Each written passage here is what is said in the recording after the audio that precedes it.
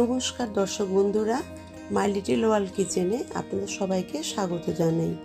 আজ হাজির হয়েছি পালং শাকের একটা দারুণ টেস্টি রেসিপি নিয়ে।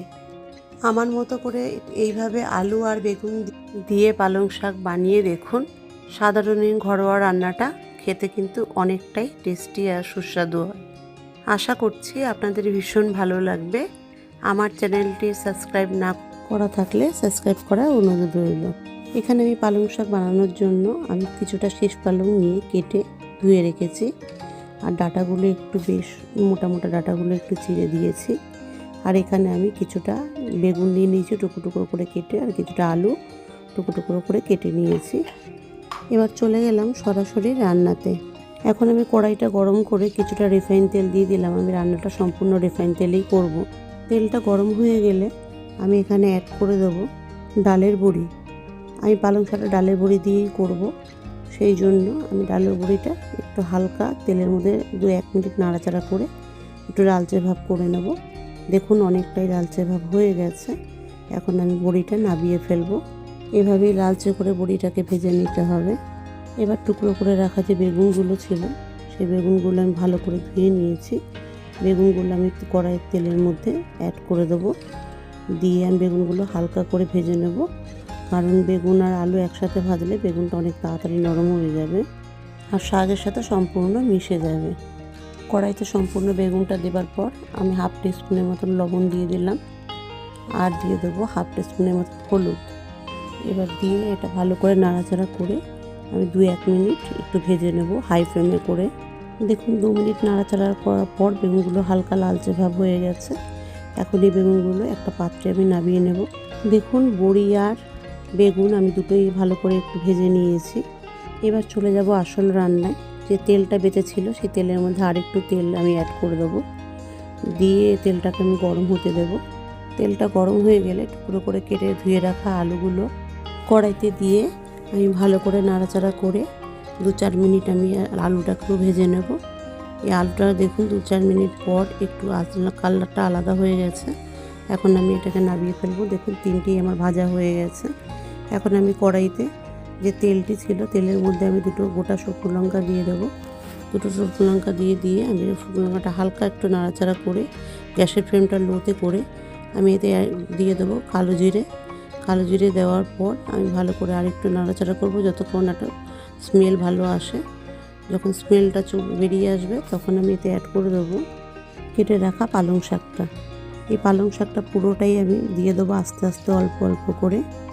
দেখুন পুরো পালং শাকটাই দিয়ে দিয়েছি। এবার পালং শাকটা আমি নাড়াচাড়া করবো একটু মিডিয়াম ফ্লেমে গ্যাসটাকে রেখে। দেখুন আমি কতটা জল বেরিয়েছে। আমি কিন্তু পালং শাকে একটু জল দিইনি, কিন্তু অনেকটাই জল বেরিয়ে গেছে। এবার আমি দিয়ে দেবো এখানে 1 চামচের মতন লবণ, 1.5 চামচের মতন হলুদ গুঁড়ো দিয়ে আমি শাকটাকে ভালো করে নাড়াচাড়া করব। হলুদ আর লবণটাকে শাকের সাথে ভালো করে মিশিয়ে দেবো। যেহেতু জল বেরিয়েছে সেই জন্য খুব সহজেই হলুদ আর লবণটা শাকের সাথে মিশে যাবে। দেখুন 3-4 মিনিট ফোটার পর এইভাবে কিন্তু হয়ে রয়েছে। আমি এখন অ্যাড করে দিলাম ভেজে রাখা আলুটা।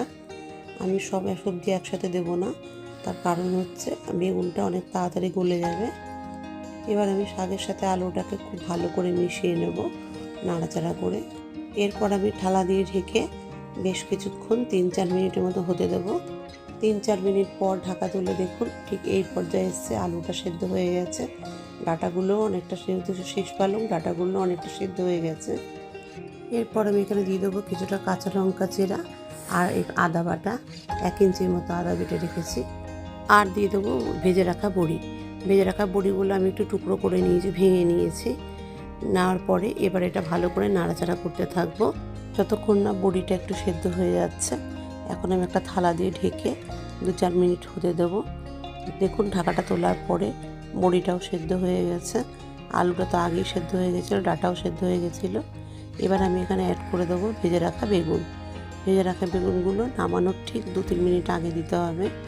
এবার এটা ভালো করে নাড়াচাড়া করতে থাকবো। দেখুন 2-3 মিনিট নাড়াচাড়া করার পর সমস্ত সবজিগুলো একে অপরের সাথে মিশে গেছে, বেগুনটাও খুব বেশি গলেনি। এবার রান্নার শেষ পর্যায়ে আমি দিয়ে দেবো 1/2 টেবিল স্পুন চিনি কারণ শাকে আর নিরামিষ জিনিসে চিনি না দিলে স্বাদটা ভালো হয় না। চিনি দিলে স্বাদটা একটু অন্যরকম হয়ে যায় আর পাঞ্চে ভাবটাও চলে যায়। চিনিটা দেওয়ার পর আমি আবারও 2-3 মিনিট নাড়াবো। দেখুন আলুটা অনেকটা সেদ্ধ হয়ে গেছে পুরোটাই, আর শাকটাও হয়ে গেছে। এবার আমি এটা নামিয়ে নেব। পরিবেশন করার জন্য পালং শাক একদম রেডি। এইভাবে ঘরোয়া পদ্ধতিতে পালং শাক রান্না করে দেখবেন, ভীষণ ভীষণ টেস্টি হবে। খুব সাধারণ একটা রান্না, ভীষণ ভালো খেতে লাগবে। আশা করছি আমার এই আজকের রেসিপিটা আপনাদের খুব ভালো লাগবে। আর যদি ভালো লেগে থাকে তবে আপনারা ঘরে অবশ্যই একবার ট্রাই করে দেখবেন। আর আমার চ্যানেলটা যদি এখনও সাবস্ক্রাইব না করে থাকেন তো সাবস্ক্রাইব করার অনুরোধ রইল। আর আমার পাশে থাকা বেল আইকনটি অবশ্যই প্রেস করে দেবেন, তাতে আমার সমস্ত রান্নার রেসিপির নোটিফিকেশান আপনার কাছে সবার আগে পৌঁছবে। আজকে এই পর্যন্তই, বাই বাই।